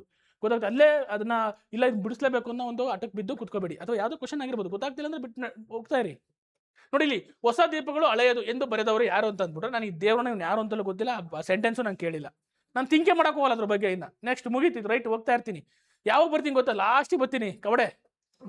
ಲಾಸ್ಟಿಗೆ ಇದು ಏನಾರ 100 ಕ್ವಶನ್ ಅಟೆಂಡ್ ಮಾಡಲೇಬೇಕು ಗುರು, ನನ್ನ ಅದೃಷ್ಟ ಪರೀಕ್ಷೆ ಮಾಡಲೇಬೇಕು, ಆದ್ರಾಗಲಿ ಹೋದ್ರೋಗ್ಲಿ ಅಂತ ಇಂದಾಗ ಸುಮ್ಮನೆ ಯಾವುದೋ ಒಂದು ಗೆಸ್ ಮಾಡಿ ಸುಮ್ಮನೆ ಹಾಕೋದು. ನಿನ್ನ ಅದೃಷ್ಟ ಚೆನ್ನಾಗಿತ್ತಾ? ಒಂದು ಇನ್ನೂ ಎಲಿಮಿನೇಷನ್ ಮಾಡೋದು ಇದರಲ್ಲಿ. ನೋಡಿ, ನನ್ನ ಪ್ರಕಾರ 90% ಅಂದ್ಕೊಳ್ಳಿ. 90% ಒಂದು ಎಲಿಮಿನೇಷನ್ ಮಾಡ್ಬೋದು. ಯಾಕೆಂದರೆ ಅವ್ರು ಬರ್ದಿಲ್ಲ, ಬುಕ್ಕಲ್ಲಿ ಅದನ್ನೆಲ್ಲೂ ಅಬ್ಸರ್ವ್ ಮಾಡಿಲ್ಲ. ಮೇ ಬಿ ಅದು ಅವ್ರು ಆಗಿರಕ್ಕಿಲ್ಲ ಅಂತ ಅಂದ್ಬಿಟ್ಟು ಒಬ್ಬರು ಎಲಿಮಿನೇಟ್, ಇನ್ನು 3 ಆಪ್ಷನ್ಸ್ ಇರುತ್ತೆ. ಗೊತ್ತಾಗ್ತಿದೆಯಾ? ಆಮೇಲೆ ಹಂಗಂದ್ಬಿಟ್ಟು ಎಲ್ಲನೂ ಒಂದೇ ಕ್ವಶನ್ಸ್ ಇದೆ ಕವಡೆ ಇಟ್ಕೊಂಡು ಕುತ್ಕೊಬೇಡ್ರಿ. ಹಾಕಿ 4 ಟಿಕ್ ಮಾಡಿ ಅಂತ. ಅವ್ರು ಯಾರು ಗೊತ್ತಾ? ಅಂತಾರೆ ಬರ್ತಾರೆ ಎಕ್ಸಾಮ್ ಅಲ್ಲಿಗೆ. ನೀವು ನೋಡಿ ಭಯ ಆಗುತ್ತೆ, ಇಷ್ಟೊಂದು ಜನ ಇದ್ದಾರೆ, ಹೆಂಗಪ್ಪ ಕಾಂಪಿಟೇಷನ್ನು, ನಾನು ಹಿಂಗೆ ಪಾಸ್ ಆಗ್ತೀನಪ್ಪ ಅಂದ್ರೆ ದೇವರಣೆ ಇರಲ್ಲ. ಇದರಲ್ಲಿ ಇಲ್ಲಿರೋ ಎಷ್ಟೋ ಜನದಲ್ಲಿ 100% ಎಷ್ಟೋ ಜನ ಅದೇ ಪ್ರಿಪ್ರೇಷನಲ್ಲಿ ಇರ್ತೀರ. ಗೊತ್ತಾಗ್ತಿದೆ? ತುಂಬ ಸೀರಿಯಸ್ ಆಗಿ ಮಾಡೋರು ಕಡಿಮೆ ಪರ್ಸೆಂಟೇಜ್ ಜನ. ನಿಮ್ಗೆ ನೋಡೋಕೆ ಜನ ಜಾಸ್ತಿ ಜನ 4 ಲಕ್ಷ 66 ಜನ ಅಪ್ಲಿಕೇಶನ್ ಹಾಕೋರು ಅಂತ ಫೀಲ್ ಆಗುತ್ತೆ. ಅದರಲ್ಲಿ ಎಷ್ಟೋ ಜನ ಇವತ್ತಿನೂ ಪುಸ್ತಕ ತಗೊಂಡು ಅಪ್ಲಿಕೇಶನ್ ಆಗಿರೋ ನಾನು ನೋಡಿದ್ದೀನಿ. ಗೊತ್ತಾಗ್ತಿದೆಯಾ? ನಿಮ್ಗೆ ನೋಡೋಕೆ ಹಂಗೆ ಅನಿಸುತ್ತೆ. ಗೊತ್ತಾಗ್ತಿದೆಯಾ? ಇಷ್ಟೊಂದು ಕೋಚಿಂಗ್ ಸೆಂಟರ್ಗಳಿದ್ದಾವೆ, ಇಷ್ಟೊಂದು ಜನ ಇದ್ದಾರೆ, ಇಷ್ಟೊಂದು ಹೆಂಗಪ್ಪ ಕಾಂಪಿಟೇಷನ್ನು ಹಂಗೆ ಹಿಂಗೆ ಅಂತ ಅಂದ್ಬಿಟ್ಟು. ಗೊತ್ತಾಗ್ತಿದೆ. ನಾನೊಂದು ಎಕ್ಸಾಮ್ ಬರೆಯೋಕೆ ಹೋಗಿದ್ದೆ. ಯಾವಾಗ ಎಕ್ಸೈಸ್ ಅಲ್ಲ, ಇದು ವೈರ್ಲೆಸ್ ಸಬ್ ಇನ್ಸ್ಪೆಕ್ಟರ್ ಎಕ್ಸಾಮು. ಬರೀ 19 ಪೋಸ್ಟ್ ಇತ್ತು. ಬರೀ 19 ಪೋಸ್ಟ್ ಇಡೀ ಕರ್ನಾಟಕದಲ್ಲಿ. ಜನ ನೋಡ್ರೆ ಎಷ್ಟೊಂದು ಜನ ಬರ್ತಾರೆ. ಏನು ಗುರು 19 ಪೋಸ್ಟ್ ಇಷ್ಟೊಂದು ಜನ ಬರೀತಾರೆ, ನಾನು ಹೆಂಗೆ ಸೆಲೆಕ್ಟ್ ಆಗ್ತೀನಿ ಇಷ್ಟೊಂದು ಜನದಲ್ಲಿ? ಏನು ಕತೆ ಹಿಂಗೆ ಅಂದ್ಕೊಂಡು ಹೋಗಿದ್ದೆ. ದೇವ್ರನ್ನ ಇದೇ ಫೀಲಿಂಗಲ್ಲಿ ಹೋಗಿದ್ದೆ ನಾನು. ಅರ್ಥ ಆಗ್ತಿದೆಯಾ? ಅಲ್ಲಿ ನೋಡಿದ್ರೆ ನಾನು ಅದರಲ್ಲಿ ನಂಗೆ ಇಂಟರ್ವ್ಯೂ ಬಂದಿತ್ತು. ಇಂಟರ್ವ್ಯೂ ಸೆಲೆಕ್ಟು ಆಗಿದ್ದೆ. ಗೊತ್ತಾಗ್ತಿದೆ. ಅವಾಗೆಲ್ಲ ಇಂಟರ್ವ್ಯೂ ಇತ್ತು PSIಗೆ. ಅಂದರೆ ನಮಗೆ ಅವಾಗ ಅದು ಭಯ ಬೀಳಬೇಡಿ. ಜನ ಎಷ್ಟೇ ಇರಲಿ, ಎಷ್ಟು ಜನ ಬರೀತಾವ್ರೆ, ಅದು ಇದು ಪಕ್ಕದ ಕಾಂಪಿಟೇಷನ್, ಅವ್ರು ಹಂಗೋದಾರೆ ಹಿಂಗೋದಾರೆ. ನೋ, ನಿಮ್ಮ ಬಿಲೀಫ್, ನಿಮ್ಮ ಸೆಲ್ಫ್ ಬಿಲೀಫ್ ನಿಮ್ಮ ಹತ್ರ ಇರಬೇಕು. ಕಾನ್ಫಿಡೆಂಟಾಗಿ ಹೋಗಿ ಎಕ್ಸಾಮ್ ಬರೀರಿ. ಗೊತ್ತಾಗ್ತದೆ. ಅದಕ್ಕೆ ಪ್ರಿಪ್ರೇಷನ್ ಇಲ್ಲಿ ಮಾಡಿ. ಇದೊಂಥರ ಹೆಂಗೆ ಅಂತಂದರೆ ಲರ್ನಿಂಗ್ ಲೈಸೆನ್ಸ್ ಇದ್ದಂಗೆ ನಿಮಗೆ. ಇಲ್ಲಿ ನೀವು ತಪ್ಪು ಮಾಡೋಕ್ಕೆ ಸರಿ ಮಾಡೋಕ್ಕೆ ಎಲ್ಲ ಅವಕಾಶ ಇದೆ. ಗೊತ್ತಾಗ್ತದೆ. ಯಾರಿಗೆ ಗುದ್ದಿರೋ ಏನು ಸಮಸ್ಯೆ ಇಲ್ಲ. ಬಿಡಪ್ಪ ನೀನು ಎಲ್ಲ ಎಲ್ಬೋರ್ಡು ಕಲಿತಾವನೆ ಅಂದ್ಕೋಬೋದು. ಬಟ್ ಎಕ್ಸಾಮಲ್ಲೆಲ್ಲ ಹಂಗಾಗಲ್ಲ. ಅಲ್ಲಿ ನಿಮಗೆ ರಿಯಲ್ ಟೆಸ್ಟ್ ಇರುತ್ತೆ. ಇಲ್ಲಿ ನೀವು ಮಾಡಿದ ಮಿಸ್ಟೇಕ್ಸ್ಗಳನ್ನ ಸರಿಪಡಿಸ್ಕೋಬೇಕು. ಎವ್ರಿಥಿಂಗ್ ಒಂದು ಸಣ್ಣ ಮೈನ್ಯೂಟು ನೀವು ಎಕ್ಸಾಮ್ ಹೆಂಗೆ ಸ್ಟಾರ್ಟ್ ಆಗುತ್ತೋ ಅದೇ ತಿರಿ ನೀವು ಅದೇ ಸೀರಿಯಸ್ನ ಬರೀ. ನಾನು ಯಾಕೆ ಹೇಳ್ತಾ ಇದ್ದೀನಿ, ಇನ್ನು 3-4 ವೀಕ್ಸ್ ಅಷ್ಟೇ ಸಿಗುತ್ತೆ ನಿಮಗೆ. ಆ 3-4 ವೀಕ್ಸ್ನ ಎಕ್ಸಾಮ್ ಥರನೇ ಬರೀರಿ. ಗೊತ್ತಾಗ್ತಿದೆಯಾ? ಯಾವುದೇ ಕಾರಣಕ್ಕೂ ಮಿಸ್ಟೇಕ್ಸ್ನ ಮಾಡಬೇಡಿ. ಅರ್ಥ ಆಗ್ತಿದೆಯಾ? ತಿದ್ಕೊಳ್ಳಿ. ಇನ್ನೂ 3 ವೀಕ್ಸಲ್ಲಿ ನೀವು ಏನೇನು ಮಿಸ್ಟೇಕ್ಸ್ ಆಗುತ್ತೋ ತಿದ್ಕೊಳ್ಳಿ. ಇಲ್ಲಿ ಮಾರ್ಕ್ಸು 0 ಬರಲಿ, ಡೋಂಟ್ ವರಿ. ಅರ್ಥ ಆಗ್ತಿದೆಯಾ? 0 ಬರ್ರಿ, ತಲೆನೇ ಕೆಡಿಸ್ಕೊಬೇಡಿ ಎಷ್ಟು ಮಾರ್ಕ್ಸ್ ಬಂತು ಅಂತ. ಆಮೇಲೆ ಅವ್ರು ಅಷ್ಟು ಬರ್ತು ಇಷ್ಟು ಬಂತು. ನೋ, ನಿಮಗೆ ನೀನು ಯಾಕೆ ಕ್ವಶನ್ಸ್ ತಪ್ಪು ಮಾಡಿದೆ, ಯಾಕೆ ಅದನ್ನು ಸರಿ ಮಾಡಬೇಕು, ಯಾಕೆ ಆಗಲಿಲ್ಲ, ನಿಮ್ಗೆ ಏನು ಓದಿಲ್ವಾ, ಏನು ಕಮ್ಮಿ ಆಗಿದೆ, ಅದನ್ನು ರಿಕವರಿ ಮಾಡ್ತಾ ಬನ್ನಿ, ರಿಕಾಲ್ ಮಾಡ್ತಾ ಬನ್ನಿ, ರಿವಿಷನ್ಸ್ ಮಾಡ್ತಾ ಬನ್ನಿ. ಗೊತ್ತಾಗ್ತದೆ. ಈಗ ನಾನು ಮೊದಲಿಂದ ಓದ್ತೀನಿ ಅಂತ ಹೋಗ್ಬೇಡಿ. ಈಗ ಆಲ್ರೆಡಿ ಓದಿರೋ ಕಾನ್ಸೆಪ್ಟ್ಸ್ ಏನಿದೆ ಅವನ್ನೇ ಸ್ವಲ್ಪ ರಿವಿಷನ್ಸ್ ಮಾಡಿ, ಅದ್ರ ಮೇಲೆ ತಿಳ್ಕೊಂತ ಹೋಗಿ. ಗೊತ್ತಾಗ್ತಿದೆಯಾ? ನಾವು ಎಲ್ಲ ಕ್ವಶನ್ಸ್ ಕೊಡೋದು ಒಂದು ತಿಳ್ಕೊಳ್ಳಿ ಹುಡುಗರ, ನಾವು ತುಂಬ ಭಾಳ ಪ್ರಾಕ್ಟಿಕಲ್ ರಾತೋಡ್ಸೋರು ನಾವೆಲ್ಲ ಕೂತ್ಕೊಂಡು ಯೋಚನೆ ಮಾಡಿ ಕ್ವಶನ್ ಪೇಪರ್ನ ರೆಡಿ ಮಾಡ್ತಿದ್ದೀವಿ. ಯಾಕೆ ಅಂತಂದರೆ ಇದೇ ಥರ ಅಟ್ಲೀಸ್ಟ್ ನಮ್ಮ ಕ್ವಶನ್ ಪೇಪರಲ್ಲಿ ಒಂದಷ್ಟು ಕ್ವಶನ್ಸು ಪಿಕ್ ಆಗಬೇಕು. ಕ್ವಶನ್ ಬರಲಿಲ್ಲ ಅಂದ್ರೆ ಪರವಾಗಿಲ್ಲ, ಕಾನ್ಸೆಪ್ಟ್ ಅಂತೂ ಬರುತ್ತೆ ಈ ಒಂದು ರಿವಿಷನ್ಸ್. ಗೊತ್ತಾಗ್ತಿದೆಯಾ? ಆ ರೀತಿಯೇ ನಾವು ಮಾಡ್ತಿದ್ದೆ. ಯಾಕೆಂದರೆ KA ಕ್ವಶನ್ ಪೇಪರ್ಸ್ ನೋಡಿನೇ ನಾವು ಅದು ಮಾಡ್ತಾ ಇರೋದ್ರಿಂದ ಸೀರಿಯಸ್ಸಾಗಿ ಅಟೆಂಡ್ ಮಾಡಿ. ಗೊತ್ತಾಗ್ತಿದೆಯಾ?